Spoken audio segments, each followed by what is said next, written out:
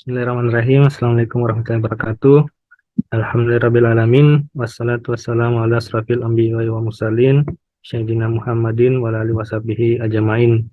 Wa bisara li sadri wa yassirli amri wa hlul 'uqdatam min lisani yafqahu qawli. Pertama, mari kita panjatkan puji syukur kehadirat Allah Subhanahu wa taala atas limpahan rahmatnya sehingga kita masih diberikan umur yang panjang eh, hingga ke Ramadan ke-11 ya kalau tidak salah hari ini. Salam serta salam tidak lupa kita aturkan kepada junjungan Nabi besar Muhammad Sallallahu Alaihi Wasallam, Nabi sebagai pembawa rahmatan lil alamin. Yang saya hormati seluruh peserta kantin Ramadan kajian rutin yang sempat hadir kesempatan hari ini. Sebelum mulai materi hari ini atau kajian hari ini, mungkin ada saya sampaikan bahwa Allah ada khusus menciptakan malaikat yang memang tugasnya itu hanya untuk duduk bermajelis bersama kita.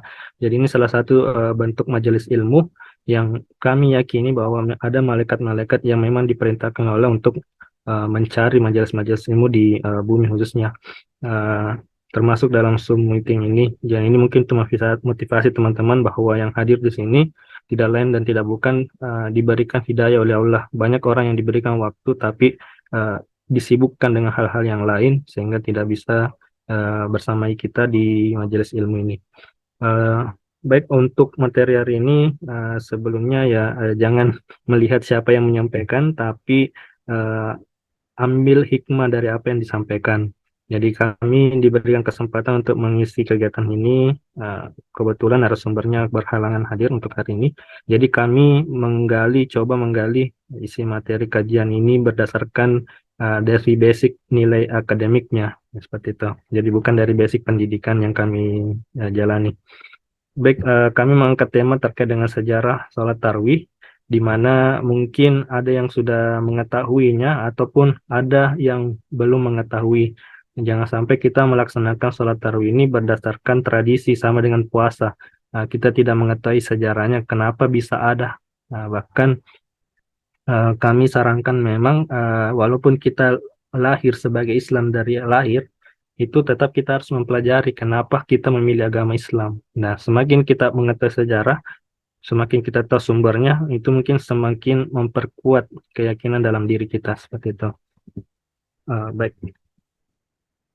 Jadi salat tarawih ini sebenarnya salah satu praktik untuk menghidupkan Qiyamul Lail. Jadi salat-salat malam yang istilahnya itu belum belum seperti yang sekarang kita ketahui bahwa salat tarawih itu di zaman Rasulullah itu disebutnya Qiyamul Lail. Jadi makanya ada beberapa ulama yang menyamakan pahala salat tahajud dengan tarawih.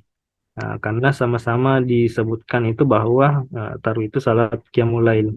Makanya ketika turun Lailatul Qadar itu yang melaksanakan salat tarawih itu dinilai sebagai salat Qiyamul Lail.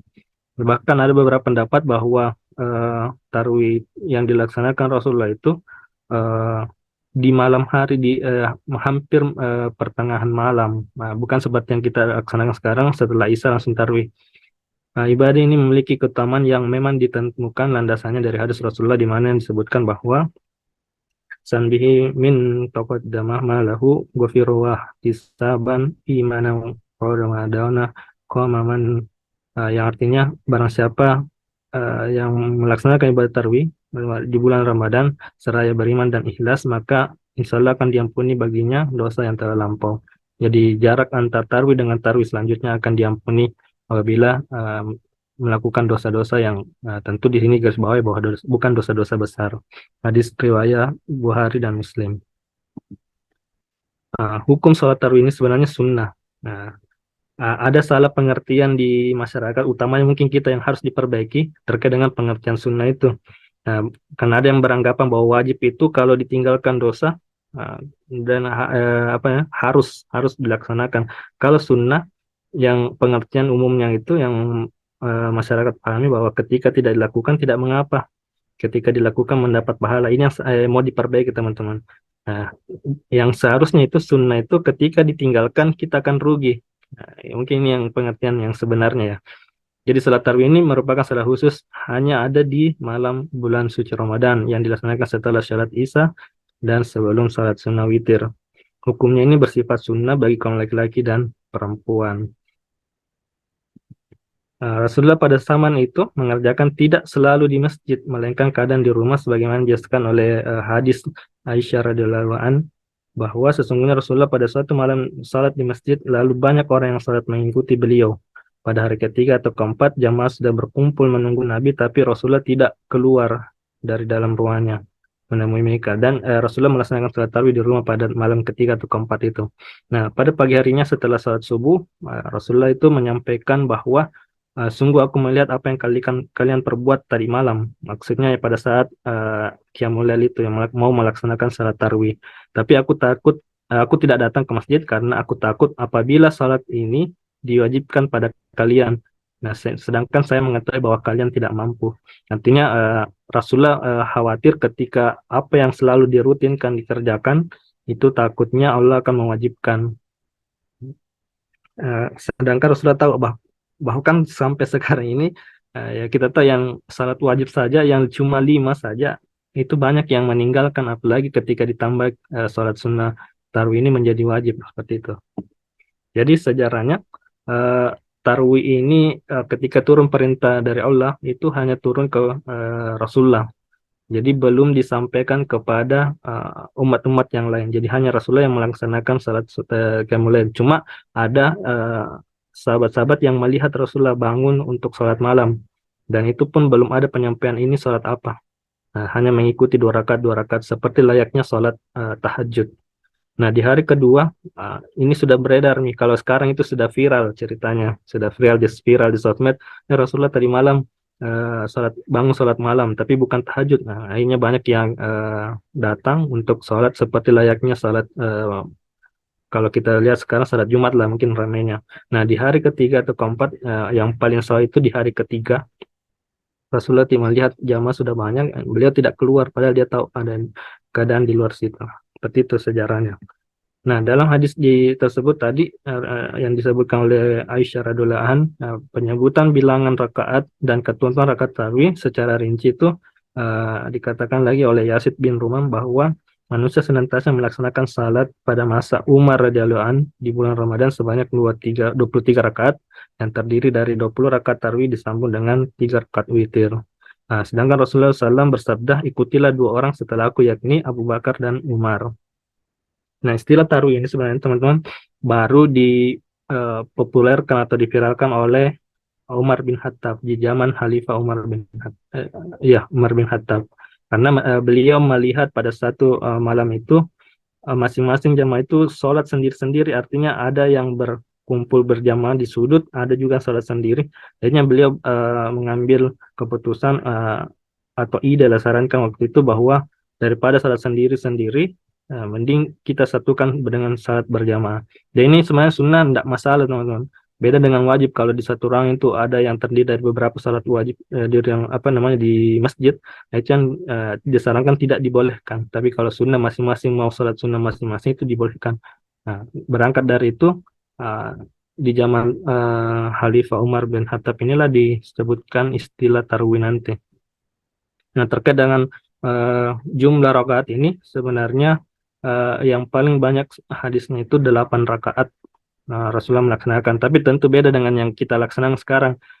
Sekarang kan bahkan ada yang kualitasnya tidak seperti Rasulullah, artinya eh, yang diburu itu kecepatannya, jadi bukan kualitasnya yang dituntut. Jadi beda dengan Rasulullah. Mungkin saat kami pernah mendapati hadis bahwa disebutkan satu rakaat itu Rasulullah membaca surat Al-Baqarah. Nah, ketika berakhir surat Al-Baqarah itu sahabat mengira akan ruku, ternyata Rasulullah melanjut sampai di juz surat An-Nisa, sorry, iya, dari Al-Baqarah sama An-Nisa itu baru satu rakaat. Jadi bentuk kualitasnya dengan kita itu dengan sekarang beda. Nah, ketetapan jumlah rakaat salat tarawih belum tertuang secara jelas, namun para sahabat ada yang melaksanakan salat 8 rakaat kemudian menyempurnakannya di rumah, artinya mungkin salat tahajud dulu kemudian diakhirkan salat witir. Bahkan Nabi Muhammad SAW mengerjakan Qiyamul Lail ini dengan jumlah rakaat yang bervariasi, kadang 28, kadang juga 20 rakaat. Nah, sampai saat ini jumlah 20 rakaat yang menjadi masyhur disepakati sebagai jumlah yang ideal untuk salat tarawih di malam Ramadan. Nah, ini Kalau teman-teman mau melaksanakan 20 rakaat ini juga ada hadisnya. Tahukah bahwa istilah tarawih itu tidak dikenal oleh Nabi Muhammad? Nah, jadi yang saya sebutkan tadi bahwa uh, istilah tarawih ini dikenal pada saat Khalifah Umar bin Khattab yang memiliki arti secara umum itu tarawih itu istirahat istilahnya. Jadi istirahat, kenapa diberikan istilah tarawih istirahat itu karena di antara jeda-jeda sholatnya dua rakaat itu ada jeda di situ yang memberikan kesempatan untuk istirahat. Nah, kalau sekarang kan tidak perlu kalau saya sih sebenarnya tidak perlu istirahat lagi karena bacaan kayak kita itu beda dengan bacaan sahabat-sahabat Rasulullah dulu, bacaan bacaan Rasulullah dulu karena tidak terlalu panjang seperti itu. Nah, dari hadis Al-Hasan rahimahullah, Umar bin Khattab memerintahkan Ubay untuk menjadi imam qiyamul lail dengan bacaan 5 sampai 6 ayat di setiap rakaatnya, dan setiap dua rakaat memberikan mereka waktu istirahat untuk mungkin sekedar mungkin ada wudunya batal atau menunaikan hajat yang lain. Itulah kenapa salat ini disebut dengan istilah tarwih tadi, artinya istirahat. Karena pelaksanaannya ketika zaman ini imam memberikan banyak waktu untuk istirahat untuk makmum di setiap dua rakaatnya. Oh, ini materi tahun lalu, hikmah di balik kalau mungkin itu materi singkat dari kami terkait dengan sejarah Tarwih. Berasal dari sejarah inilah kami harapkan teman-teman lebih termotivasi bahwa lebih menghidupkan lagi sholat Tarwih karena tidak akan dijumpai di bulan-bulan lainnya, hanya ada di bulan suci Ramadan. Nah, terkait dengan kami sempat kemarin mengikuti kajian terkait dengan kualitas salat tarawih. Ketika ada masjid di dekat rumahnya teman-teman itu, teman-teman anggap kayaknya kurang berkualitas karena mungkin terlalu cepat atau mungkin ayatnya terlalu pendek ya. Silakan cari masjid-masjid yang teman-teman anggap bagus, mungkin bacaannya atau apa, tumak ninanya itu yang penting. Jangan karena memburu kecepatannya saja cepat selesai. Akhirnya baku saing ini mas, ini mana yang masjid yang paling cepat selesai itu di situ nih saya sholat misalnya. Nah, tentu yang kita cari itu walaupun tetap ada pahalanya, tapi mungkin dari segi kehusuan atau dari segi eh, pahalanya mungkin akan berbeda walau alam. Mungkin itu dari kami materi singkat mudah-mudahan bermanfaat. Subhanaka wa bihamdihi asyhadu an la ilaha illa anta astaghfiruka wa atubu ilaik. Kami kembalikan ke moderator. Oke, mungkin cukup untuk kajian sore hari ini.